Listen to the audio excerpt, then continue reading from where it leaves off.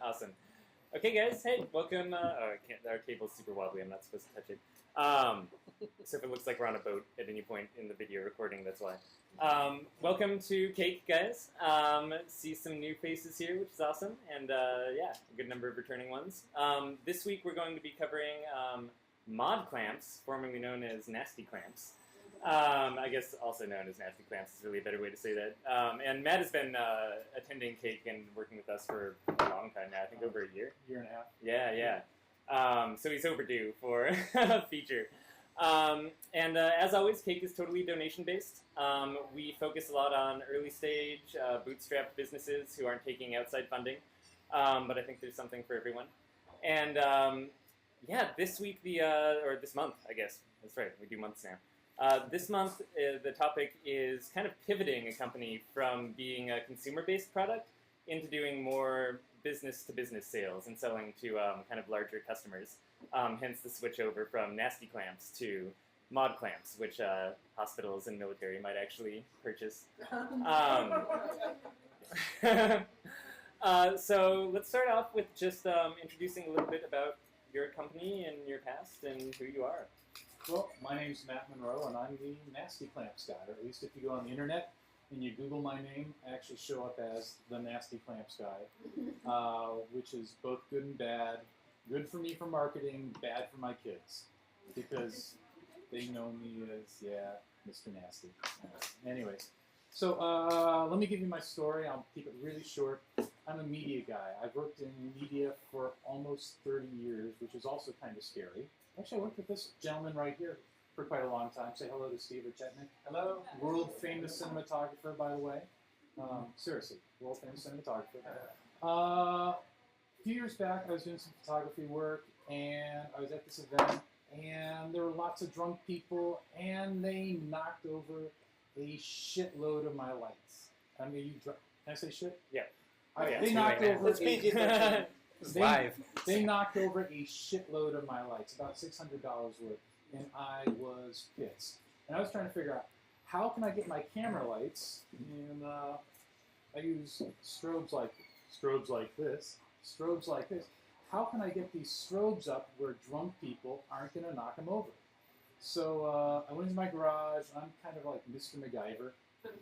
I mean, seriously, in college people called me MacGyver, which is really bad. And I got an old clamp that I had and some hydraulic hosing and a little bit of epoxy, and I made this weird thing that you see here. In fact, this is the 1.0. This is the very original weird little clampy thing that I built. We'll hold it lower. Weird little clampy thing that I built. Okay. And I started taking this out on some of my shoots, and putting lights up, and people just started coming up to me right away and going, "Hey, what's that weird bendy sex toy thing you've got there? And where can I get one?" And I was like, "Oh no, it's just something I'm making in my garage. Don't worry about it." But I had honestly about 10 people say, "Where'd you get that weird bendy sex toy thing?" They weren't hitting on me, and I thought, hey, I'm not smart, but if 10 people come up to you and say, "I want to buy that from you," that's a sign from somebody that you should start making this stuff. So I put up the ugliest website known to mankind. I mean, seriously, just total ghetto. I mean, bare bones. Put it up. Just sent out some random emails to some actually shockingly well-known photographers and said, "Hey, I got some cool toys. You should check them out." They actually started writing about it. Within a week, I had an order. Someone paid money for something that still looked remarkably like this. Not powder-coated, still epoxied, still done in either my garage or my front driveway. So, pretty amazing. Let me give you just some raw numbers. That first year, over a 6-month period, I made $7,000. That's not a lot of money, but it's $7,000. That buys beer, it pays your car insurance, all sorts of stuff. And I was like, wow, maybe I should get a little serious about this. So I started, just kind of tweaking it out a bit, and I started powder coating the clamps like this, and I'm machining them, drilling them out, making them a little more professional. and I ended up with this. Now, I kind of acknowledged the elephant in the room with this, in that people kept saying to me, you know, what's up with that sex toy thing that you're using for photography? Well, I could have called it the sex toy clamp. That would have been wrong. I could have called it the flexi clamp. No one would remember it. I could call it the bendy clamp, whatever. I decided to call it the nasty clamp. Everyone remembered it, and it was the best marketing I ever did. Because I got to tell you, if you Google nasty clamps, there's literally 5 pages of reviews on Google from different photographers, companies, and in almost every review, the first thing that comes out is, what a provocative name. What an interesting product. Do your best if you have a product to get noticed. And even if a few people might be offended, at least you're getting noticed. And that's something really important. Be noticed. So I'm going to pass along. Yes, sir? And I just wanted to pause for 1 second. Does someone want to close that back door? I feel like there's maybe a lot of sound coming in through there. Awesome, thanks. So I'm going to pass along the nasty. Play with it. Seriously, play with it, bend it, and let me show you a cute trick, an interesting trick that makes it interesting. An interesting trick that makes it interesting. So, it's bendable, it's modular. So you can take it apart, shorten it, put it back together, or you could just, I mean, you could put 2 or 3 feet of material on this and have like a super long nasty if that's what you want. Probably not. Anyways.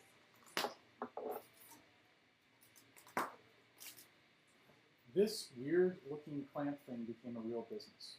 It started paying my bills. It did pay my car insurance, my health insurance. It started paying part of my mortgage. And it was at that point that my wife said, honey, this is getting really interesting. You might want to get a little more serious about it.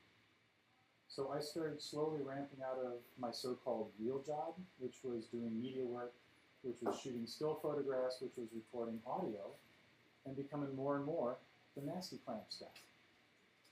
And I won't give you the exact numbers, but last year it made a good amount of money. I mean, good enough to the point that I basically decided this year to be full-time nasty.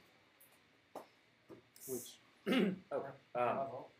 So I was just going to say, so things are going well.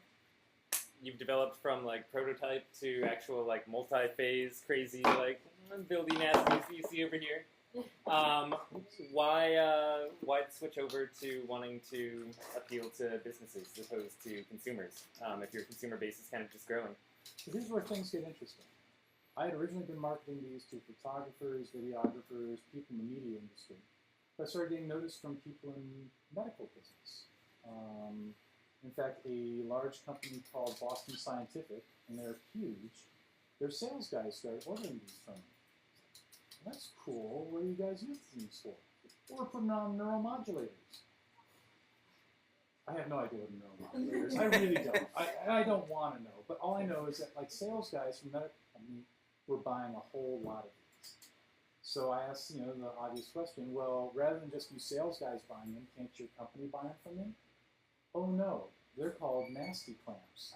There's no way Boston Scientific is going to put in an order through purchasing for, whatever, 100, 500, 1,000 nasty clamps. We've just got to let the individual sales guys purchase them from me. Oh, that's interesting. Really? So, let me see if I can, well, this says a little bit nasty. The clamps that's being passed around says nasty clamp. It only costs 10 cents to get a sticker made up that says something different. So you can rebrand your product for 10 cents if what you're doing is just basic stickerizing, which is what I was doing. All of a sudden, I've got a new product called modClamps that I can take to medical companies, that I can take to manufacturers, that I can take to military vendors, all sorts of folks, and their purchasing department isn't going to go into some freak out because what the hell, 100 nasty clamps have just been ordered by somebody. And there's a good little takeaway there, too, that kind of snuck in there, which was how he found this all out was picking up the phone and calling someone. Like, he saw a big order come in, and the first thing he does is actually contact them and figure out why they just placed a big order, and why he's not selling to photographers and videographers like he's marketing to, but an actual bigger medical company. And here's something really important. Don't be afraid of the phone. I mean, it just blows me away how many people are afraid to cold call or make phone calls. Don't be afraid of the phone. There's 300 million people in the United States. At least some of them are your customers for your product. And all you have to do is use a little Google research, LinkedIn, whatever, and you can find phone numbers, and you can find people to call up. And if you've got a product that's physical or digital or whatever, you can get on the phone and say, hey there, I'm the modClamps guy, and I've got a product I think you'd be really interested in for your medical device or for your manufacturing company or whatever. I'm trying to think of a good way. You know, email is easy, but everyone gets hundreds of emails.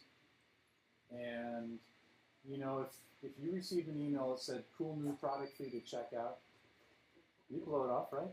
Oh, yeah, absolutely. I do, in fact, blow it off. Yeah, I get those. I get cool new product for you to check out. I blow them off. A phone call gets noticed. So, and a phone call, too, like, the way I always think about it is everything is a compromise to, like, a weekend vacation in Hawaii with someone. Like, ideally, you're going on, like, a weekend vacation getaway with your, like, client that you're trying to get. And, like, everything else, it's like, okay, well, maybe I can't do that. Maybe I can, like, talk to them in their office for an hour or have lunch for an hour. And it's like, okay, maybe I can't do that. Maybe I can do a phone call. And usually phone call is, like, the easiest to get to. But, yeah, everything is really compromised, that, like, Hawaiian vacation. Yeah, and, you know, here's the other thing. Think about how many emails you do get for products, and you read that email, and it's so douchey. I mean, it is. It's just like the biggest douchebags in the world are writing these things. But if you got on the phone with someone, would you go into douche mode? No. You'd have a real conversation with them. I'm sorry that I'm swearing so much. Is that okay? But it's fine, yeah. Okay. Yeah, we put explicit on all of our iTunes podcasts, yeah. Yeah. Okay, so let's get into some tactics, I guess. Okay. So you decide to make the switch over. Things are going well with the modClamps site. What's your first step in actually, like, okay, so yeah, let's, I guess, resume the story. You find out that you have to change the name.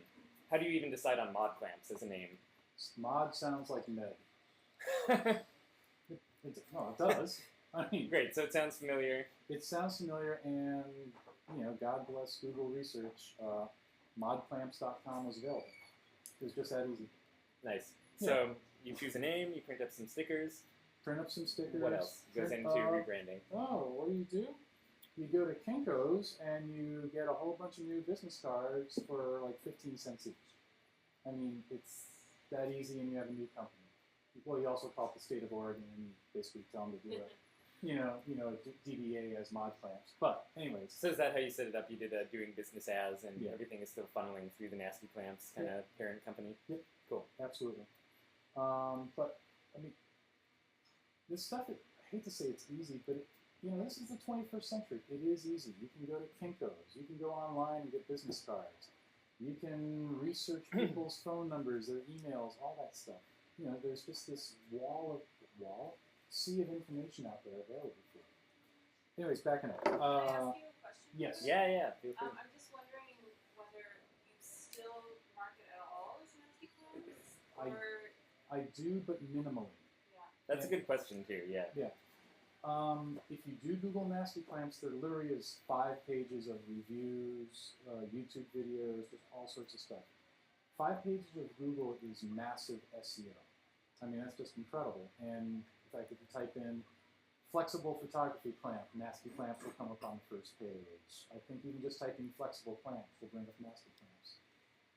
I'm at the point where I really don't even have to market modClamps, and SEO will bring me in at least $3,000 worth of orders each month. That's not bad.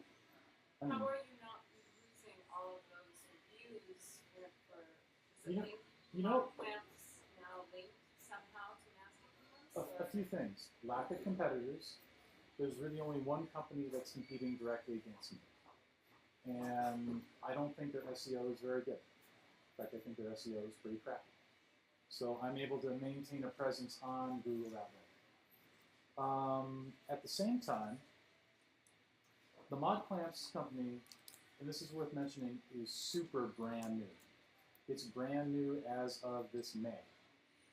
And it's brand new because one, I had medical companies saying they wouldn't buy nasty clamps, they'd have to buy modClamps. It's also new because I went to a big convention. It's called NAB, National Association of Broadcasters. I thought you were going to say Nasty Association. Well, ironically, the adult movie convention takes place in Las Vegas at the same time as NAB. So, Did you accidentally get booked for the wrong convention? no, I did not get booked for the wrong one. Anyways, where was I going with that? So, anyways, I'm at NAB. I'm taking my nasties around. I'm walking around with some nasties, and I end up finding some companies that are doing industrial cameras.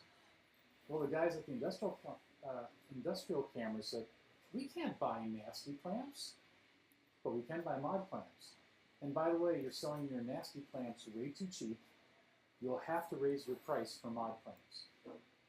Okay, how often are you told to raise your prices? Yes. Here, just pass that around. There are certain industries, and I think this is especially true of medical, I think it's especially true of the military, and also high-end manufacturing, where you have to price your products high in order to convey this feeling of quality. Now, this nasty clamp retails for $44. I put a 15-cent sticker on here, and this modClamp wholesales for $44. Okay, let me repeat. Retail as nasty, $44. Wholesale as mod, $44. Which do I want to do? Do I want to sell 1s and 2s and 3s of these as retail at $44? Or do I want to sell 100, 500, 1,000 of these as mods, as wholesale at $44? I don't know what the answer to that is. Anyways. So that's excellent breakdown too of the decision to switch and it being kind of obvious too. And just kind of further on that question too, to clarify a little bit, and I think you already kind of covered this, but the nice thing is that once you make the switch over to modClamp, that's it. If people are looking for modClamps, they find those. If people are looking for nasty clamps and photography clamps, they find those. And if someone is like a wholesaler for modClamps and figures out that the nasty clamps are offered cheaper, that potentially presents a problem. So your plan right now is kind of to escalate the price of nasty clamps until it slowly reaches modClamps, Right. and then once it does, just leave it there. And then the wholesaler isn't disappointed, upset because they're buying this huge order of something they could be getting cheaper. And this just continues to bring in residual income because the search engine optimization is so good already. And so he just has to not touch it and let a little less business come in at the higher price, probably. Right. But still just trickle in, and he has to do nothing for that, and then just focus energy on modClamps and building that. Right.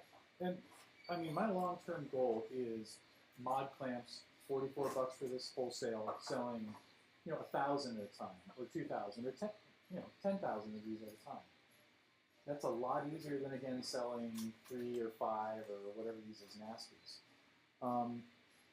And when I reach the point where I am selling on a regular basis, 1,000, 5,000, 10,000 per month, okay, so I lose some nasty sales by raising the price. Big deal. I mean, seriously, big deal. If nasty dies, that's fine. And if not, it's, there to keep some photographers and videographers happy.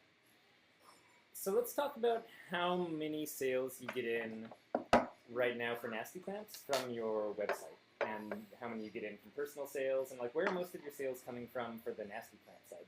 The vast majority of the nasty clamp sales are via the website directly.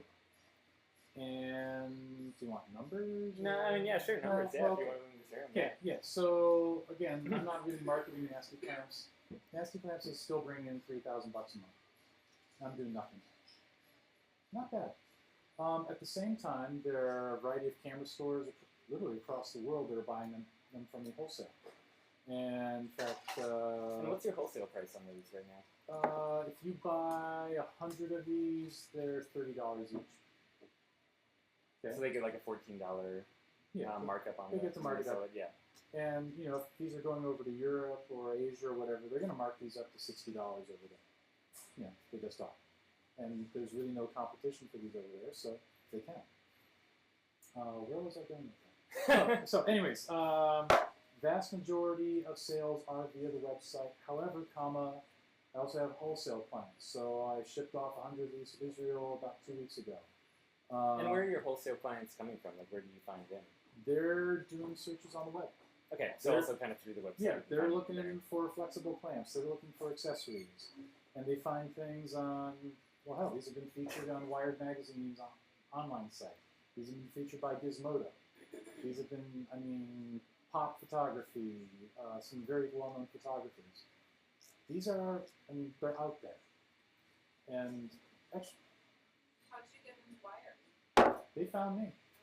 Yeah. And actually, that brings up a kind of interesting point, kind of a detour. I don't market nasty clamps. Let me back up. Let's go back about 6 months ago. I myself was not very actively marketing nasty clamps. I was letting other people do my marketing for me. So I would target really well-known photographers. I would target really well-known videographers. I would target well-known, magazines dedicated towards photography and videography. And I would basically call them up or write them or just send them sample clamps and say, hey, I think these will help you out. I never said, hey, I'm going to send you some shit and I want you to review my shit. Sorry, I'm just gonna. Oh. We're out of here. Just trying to get some of this together. I'm grabbing a distiller. Yeah, that's Again, it was just like, I want to do something to help you out. I think that's really important when approaching any writer, blogger, photographer, whatever. You want to do them a favor. You want to make their life easier. You want to solve a problem. So I would. I, again, call them up. Hey, I love your photography work. I've got this small company and I think my products would really help you out with your lighting. Can I send you some? Well, no one's going to turn down free swag. So I send them a whole bunch of nasties. And the next thing you know, they're doing a full-blown review saying, received an amazing product last month that's really helped me out with my photography work. Through the use of the nasty clamp, and what a name, I'm able to mount my lights, my audio gear, my monitors, my whatever, wherever I want. You guys should check it out too. And again, that's not me saying, hey, buy my stuff, buy my stuff, buy my stuff. That's other people, authorities, saying, hey, buy this guy's stuff. And I think that's really important when you're selling to consumers. And this is a key point. When you're doing product sales to consumers, you want authorities, you want market validation, you want other people to say, buy this guy or buy this gal's stuff. Yeah, and the two little cake lessons to take away from that one too are, one, if the nasty clamp wasn't actually a good product, then it wouldn't have actually yielded anything. Like sending out all those free samples of something that's mediocre is going to get a lot of nothing in response. And that's not even a bad thing. Like, still sending them out and getting nothing is a sign that you probably have some product development to do with your own work. Like, that's definitely not wasted time. Like, that is feedback that you're getting that you need to improve in order to get those reviews kind of written. The other part is not sending out an email that says, hey, I have this new product. Do you want a free sample? Like, I'll send one to you if you respond to this. It's like, no. Skip straight just sending them the sample, eat the cost if nothing happens with it. And that generosity, I find, more often than not, is rewarded rather than, going the other way and just costing you a lot of money. Absolutely. So two good little cake takeaways from that one. But, another interesting thing is I started doing some advertising. I was approached by some websites saying, hey, would you like to advertise your nasty clamps on our website? Oh, sure, why not? So, I was spending $250, $350, $450 a month on advertising. Got barely any response from it at all. On the other hand, I send out $200, $300, $400 worth of product, and it would come back to me tenfold. Easily tenfold. So, again, this just reinforces you want people of authority saying, buy this person's stuff. You don't want just a little ad, a little pop-up in the corner or whatever saying, well, here's a product. Click here to go to the website. In the land of the internet, personal recommendation is definitely king, I think. Absolutely. Okay, so that was actually a really good little detour there. Let's go back to the main story. Let's swing back into gear. This should be Detour City. I know, right? Yeah, I realized that going into this one. This is great. I actually love the cake meetings where they run themselves. So you're getting most of your customers through your website. Mm-hmm. how does that change as you switch over to modClamps? So where are you planning on getting most of your customers for the modClamps sales? Here's what I'm learning, and this is all a learning process for me. Again, when you're doing business to consumer, you want other people out there to say, hey, get this guy's stuff, buy his things. When you're doing business to business, meaning going to hospitals, manufacturers, whatever, it's me. And it's got to be me.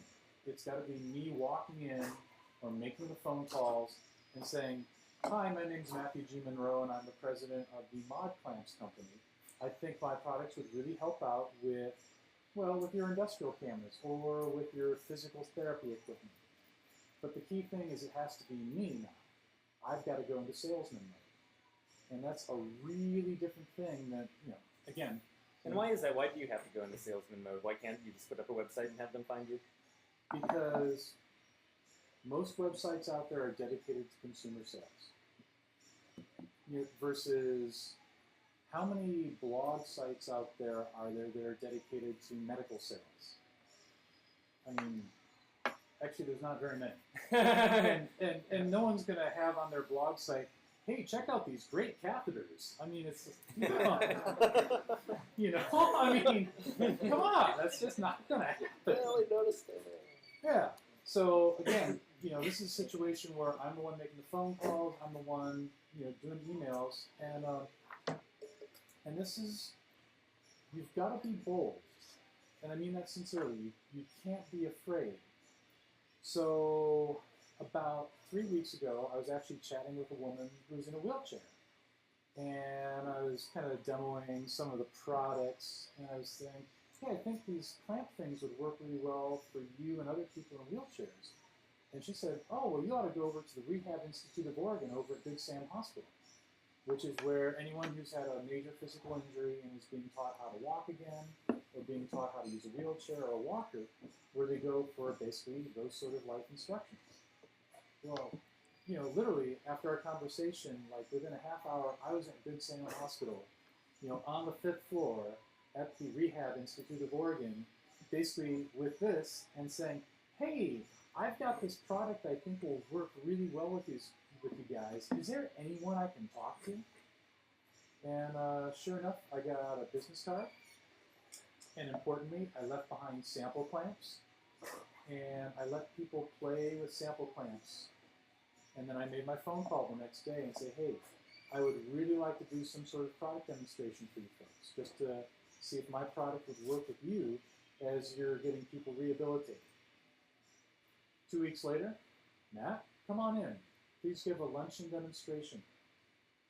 So, walked in with these magnetic doohickeys with the double-ended doohickey that's down here. And we had the best luncheon imaginable. Now, I will be honest. They did not file a purchase order yet. They have told me, on the other hand, this is a slow process. This is a hospital. People don't just sign off and buy your product. How long is the process for closing like these bigger sales now that you're switching over to business to business? What's typical is 2 to 3 months. Think about that. 2 to 3 months. You do your pitch, you make your phone calls, you get people to say, yeah, we really like your product, we think it's really helpful. 2 to 3 months. And I've heard from other people it can take at least a year. And do you know how, maybe you haven't gotten far enough in the process yet, is there anything you're supposed to do during that 2 to 3 months? Like, do you check back in with them, or are you just supposed to like leave it alone and not check back in? Like, what's the best kind of action during that time? My mornings as modClamps are spent making phone calls, shooting emails, and just saying, hey, I just want to check in with you guys. We had that great demo last month. I want to see how you guys are doing in the process. And by the way, I've got another batch of clamps coming back from the powder coaters. Can I set aside 100 for you? Just little things to just kind of push them and nudge them. And I sent out three emails exactly like that this morning. Just little nudges. Yeah, I've got clamps coming back from the powder coaters. Should we set aside should we set aside 100 for you? So. Awesome. And yeah, I guess just to like reiterate there, the interesting switch is from selling via a website and selling via these things that it's more like selling via marketing. to selling via direct sales and Yeah. actually having to have these physical conversations, or in person or over the phone conversations Right. with people. So how many pages is your modClamps site? How big is that one? The modClamps site is about 10 pages. And how big is your modClamps site right now for like? Hey, your Derek, initial- how big is the modClamps site? It's going to be about half of that. Okay. So, are any of you folks in medical? I don't see. No, none of you are in medical. If you ever go to a medical website, it is the crappiest website imaginable. It is unbelievable how bad medical websites are. In fact, it's almost the standard. Have a craptacular website if you're doing anything medical. I don't know why. So, in going from the modClamps site, which I actually think is a decent site, Derek and I are purposely not going crappy, but we are going minimal. We're keeping it super clean, by clean I mean just sparse, and basically giving people the option of, here are pictures of products, these are the specs for the products, and this is how you order. And again, because it's a wholesale-based company, we're not putting prices up there. We quite honestly don't want people to know what the prices are. And yeah, I guess you're allowed to do that too, because Right. most of the selling is going to happen in person. So really, you're just kind of Absolutely. like baiting the hook there, and you like need that contact in order to give your in-person pitch, and that kind of closes out Right. the new funnel.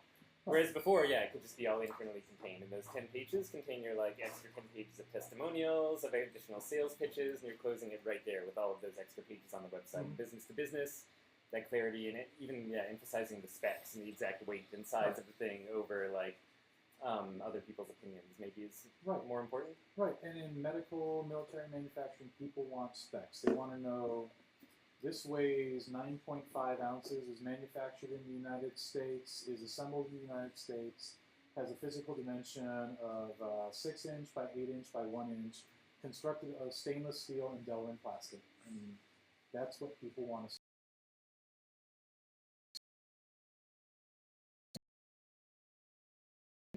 Okay, so we've made the switch over to the new product. Mhm. We've rebranded things. We have a smaller website. We have new business cards. We have new stickers on them. modClamp, by the way, it seems like selling to the medical world that you'd want something that's maybe like more white or like a different color. And you're just totally sticking another sticker on there. Right.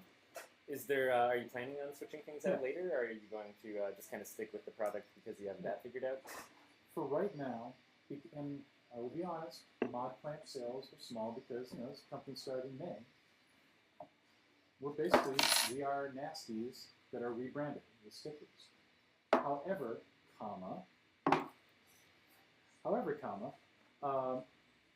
eventually the plan is to have the clamps powder coated this exact same blue color for medical, and actually have the blue arms on them also. Because if any of you go into a hospital, this is hospital blue right here. And this is what people want to see. For economic reasons right now, I'm sticking with basically basic black one. This makes it easy. So, another great lesson right there, which is you do not actually have to go balls to the walls when you're doing this rebranding, and when you're trying to test out anything at all. Right. I mean, really, this is just kind of a large-scale test. It's like, can I change a few things about this and get people to pay me twice as much money for it? Right. And the answer is hopefully yes. We're still like in that testing phase, We're but still in the testing the phase. steps necessary to get to that point are really small. So what we've covered so far, it's just realizing that you have a market at all and finding like out that there might be interest in somewhere else. Changing your product as little as possible. In this case, you're just changing out a sticker, and suddenly you have a totally new product. Changing your brand, which is just those business cards, throwing up a very small website, which for right now is just a one-page It's just a landing one page. Yep, so one-page landing page, new business cards, stickers. Anything else that you have to do to rebrand something? It's actually pretty basic. I mean, in terms of branding itself. Again, this all boils down to sales. I mean, it's literally sales, sales, sales. Phone calls, phone calls, phone calls, emails, emails, emails. And also conventions. Conventions are a great way to get in contact with a lot of people in an industry or industry you're interested in. So, as a matter of fact, when I first got these cards printed up, I booked myself a flight to Baltimore, and I went to the Security and Defense Optics Convention, walking in with these, and these with a whole bunch of modClamp stickers on, and just started talking with military vendors and optical companies and smaller surveillance companies, and basically handing out cards, handing out sample clamps, handing out stickers, handing out small printed spec sheets that I had created literally the night before getting on a plane, and just having a presence and collecting lots and lots of business cards. And quick tip, quick tip. When someone hands you a business card, especially at a convention, and you're going to meet like 30 or 40 or 50 people there, when they hand you your card, take a picture of the card right then and there, and then take a picture of that person right then and there. Because I guarantee you, when you get home, if you just pull 40 or 50 business cards out of your pocket, you're going to go, who the hell is this? On the other hand, if you have a picture of the card and you have a picture of the person, you're going to go, oh yeah, that guy or that gal. We chatted for about a half hour about the use of surveillance cameras in, whatever, in the jungle or something like that. Definitely good modClamp. Yeah. And there's Evernote Hello is a good free option for doing just that, right? Right. Yeah.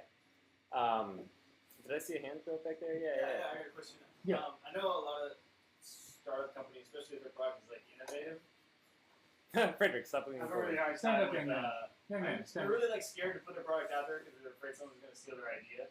And I'm not getting that sense from you. Like you're happy to put it all out there and have everyone use it. But what are your thoughts on like was that a concern of yours early on? No. And then what was your experience No, with that? because marketing wins. Okay? Let me repeat that. Marketing wins. So, if you get on the web and you Google flexi clamps, you are going to see me. You're also going to see on Flickr like little DIY things that people have put together. Do-it-yourself little solutions and stuff like that. Okay, fine. Are they marketing them? No, they're not. They're not selling them. And you all have businesses, right? That's why you're here, right? It's hard to sell stuff. In order to sell stuff, in order to get an actual income, it is difficult. So, that's bad English. What am I trying to say? Some guy who's got a piece together product like this, who's not doing active marketing or anything like that, he's not competition. Did I answer your question? Yeah. Okay. You're not concerned. Because it's it's innovative in that there's not a lot of that there, but someone could make your product. It's not Yeah, anyone could not. Anyone could knock this off. Anyone could knock this off. Yeah, you have to cover the audio too. Yeah. We'll just make a big boo. Yeah, but here's the thing. I've got the trademark on nasty clamp. What are they going to do? Call this the flex clamp? Are you going to remember the? They call it the modClamp? What? Yeah, are they going to call it the mod clamp? No. They might call it the snake clamp. That's semi-memorable, I think, kind of, sort of. But everyone remembers nasty. As a consumer product, everyone remembers nasty. And military and all those folks, I'm very active in going after them with. Alright. Don't want to neglect you guys, that's all. And let me, I'll speak to that a tiny bit too, because I feel like this is this pervasive kind of fear that people have, is that they have this brilliant idea that when they get out in the world is going to make them rich, or at least has the potential to, and that they must not tell anyone in the meantime, because they might get it out first and make those millions. Well, good ideas are a dime a dozen. Yeah, everyone's got good ideas. Everyone's got dozens of good ideas. But unless you're willing to do follow-through, unless you're willing to do the marketing, unless you're willing to get out there and just pitch it and just let people see it and know it and use it, it's a worthless idea. And there's plenty of competition in business. And if somebody's going to take your idea, steal it, make it better, and gain your customers, well, then they win. Good for them. They wanted it more than you did. Yeah, absolutely true. And the last thing I'll say on it too is just that I've also found that like the pool is really big out there. Like we're not talking about like iPhone level things where we're hitting like millions of people. You know, we're talking about hitting a select number of customers every once in a while. If there were like 3 competitors to Nasty Clamps, chances are their customers never even found out about all the other clamps out there. They just kind of like hit the first one because one of their friends who was on a photo shoot recommended it to them, and that's how they found out about it. So as long as you're hustling, someone else stealing your idea at this low stage can almost do nothing to harm you. Absolutely true. Absolutely. Yeah, so another reason, it's like, even, the worst case scenario if they do steal it is like minimum, I think. And actually, I'll follow up with you. I mean, you're the B guy. I mean, come on, you're the B guy. I mean, are you worried about people putting competing B products in the stores that you're in? No, that's a similar thing where it's really easy to make lip balm, really low barrier to entry. Right. It's all, I mean, mine is like doesn't even have as much innovation as yours, but mine is all branding and marketing. Right. And I present it better than the person next to me. So. And you actually went into market where Burt's Bees already existed. Yeah. So I mean, you saw that competitor, and you. I don't want to make this about me. We already had one about you. What are you talking about? But okay, I'm gonna make this about you for about 20 more seconds. Okay, but your marketing is fantastic, especially with those display cases. His hustle is fantastic. Dude, you've got good hustle. I think too many people worry about their product being stolen, and you were just the way that you put your product out there and gave it to everyone, and you're just like talking to everyone. I think is like a really important point. Yeah, no, that was really good to bring up for sure. Yeah, I mean, I could have let this sit in the garage, and it would have done nothing. Okay, so I did something with it. Boy, just get out there, just do stuff. I mean, get your product out. You know, seriously, get your product out there. Put some effort into it. Make some phone calls. Send samples out if you've got a physical product. If you've got a digital product, give some of it away and just try to get reviews about it, whatever that might be. So let's review and pretty much leave it at that because I think we've covered a lot of this. And so you realized you could make more money selling to businesses. More marketing branding to switch over. Started doing selling versus marketing, which let you do that minimal rebranding because you can change that on the fly, becomes your new marketing. Right. And then because there might be some kind of weird competition between your old and your new brand, you're just raising your old, the Nasty Clamps up to the price of your new one. Mm-hmm. Exactly.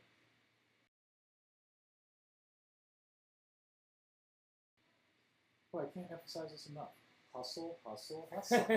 See, it was good. You had like good dramatic lighting come through the skylight right when you said that too, which is really nice. Don't hustle. Whatever fears you might have about getting in contact with people or sending emails or making a sales appearance or whatever, what's the worst thing that's going to happen? They're going to say no. Yeah, or say nothing is usually. So move on and talk to someone else. Call someone else. Send someone else a good email. I would highly, I don't like sending emails out, but I parents my emails. And really well written email. So, work on that stuff. And the nice thing too is it'll come naturally. Like if you're just dedicated to actually handwriting out a bunch of emails, that skill just develops. Years ago, I was spending, I don't know, like a good amount. You read it, and I'm like, there were no typos. Like I actually covered all the points. Like I ended with the call to action and started with this like proof of expertise. Like. It. But the key with that and the phone calls, like calling random people and calling house, like walking. Like that's actually how things get done, which sounds kind of ridiculous, but it completely is. Yeah. So yeah, getting out there and hustling. Yeah. Regarding cold calls, I know people hate it. Calling up a company that you have almost no in. Do your research. Use. Usually it's a product manager if you have a physical product of some sort. And called up and where I basically said, work with your industry, but I'm not sure, and I sure hope you can help me out a little bit. And sometimes when you ask other people to help you out, that kind of, I don't know, it just kind of opens things up. It's an arena that I don't know. I can genuinely plead ignorance about the companies and the companies and products that I want to work with. And I'll leave you guys with this, which is just think of any questions, anything that you want to ask after the break. We'll do a little Q&A session. That goes both for the process of converting over this whole thing we've been talking about consumer to business, but also anything business related, anything that you're stuck on right now that you want to ask either Matt or us. Yeah, as always, we are donation based, so feel free to toss a few dollars in the little box over there, and we'll regather in about 10 minutes. And we'll have And some we cake. actually